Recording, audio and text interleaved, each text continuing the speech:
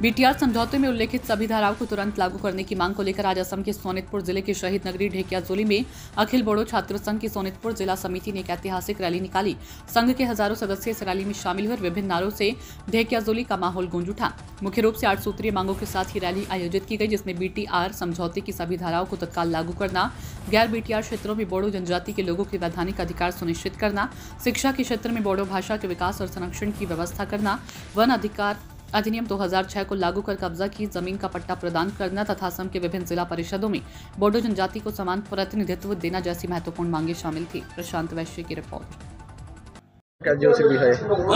निश्चय आज निखिल बोडो छात्र सन्थार उद्योगत आज 30टा ठायत 30टा हेडक्वार्टार डिस्ट्रिक्ट हेडक्वार्टार निखिल बोडो छात्र सन्थाय रैली कार्यसूची आयोजन करिছে। इतिमध्ये आमी सोनितपुर डिस्ट्रिक्ट कमिटी एफसे आज এই कार्यसूची आमी ढेकियाजुली सीडीसी अंतर्गत शहीद नगर ढेकियाजुली बॉयज स्कूल फिल्डर पर ढेकियाजुली सार्कल ऑफिसলৈকে आमी रैली राखिছোঁ और इतिमध्ये आमी এই कार्यसूचीर द्वारा आमी অসম सरकार और भारत सरकार आमी कबले विचारिছোঁ जे बीटीआर चुक्ति धारा जी 2020 27 জানুৱাৰীত एफसु एनडीएफबी यूबीपीओ गोट खाई पेলাই जी অসম सरकार और भारत सरकार লগত जी चुक्ति স্বাক্ষৰিত হৈছিল এই চুক্তি স্বাক্ষৰ ধাৰা যিখিনি দফাবিলাক ৰূপায়ণ হ'ব লাগিছিল কিন্তু আজিলৈকে ৰূপায়ণ হোৱাটো আমি দেখিবলৈ পোৱা নাই আৰু বহুতবাৰ অসম চৰকাৰ আৰু ভাৰত চৰকাৰৰ লগত আলোচনা বিলোচনা কৰি আছো তথাপিও অসম চৰকাৰ আৰু ভাৰত চৰকাৰে বিটিআৰ চুক্তিৰ যি দফা এইটো ৰূপায়ণ কৰিবলৈ আগবাঢ়ি অহা নাই। সেয়েহে আমি এতিয়া অসম এছেম্বলি বিধানসভাৰ ইলেকশ্যন আহি আছে। ইয়াৰ আগে আগে আমি 2026 আগে আগে যিকোনো প্ৰকাৰত আমি বিটিসি বা বিটিআৰ চুক্তিৰ যি দফা এইটো ৰূপায়ণ কৰিবৰ কাৰণে আমি অসম চৰকাৰ আৰু ভাৰত চৰকাৰৰ আজিৰ এই ৰিলেৰ দ্বাৰা আমি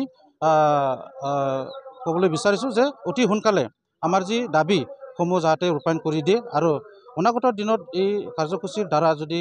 অসম চৰকাৰ বা ভাৰত চৰকাৰে যদি চুক্তিৰ দফাবিলাক ৰূপায়ণ নকৰে তেনেহ'লে আমি নিখিল বড়ো ছাত্ৰ সন্থাই আগন্তুক দিনত আকৌ ইয়াৰকৈ আৰু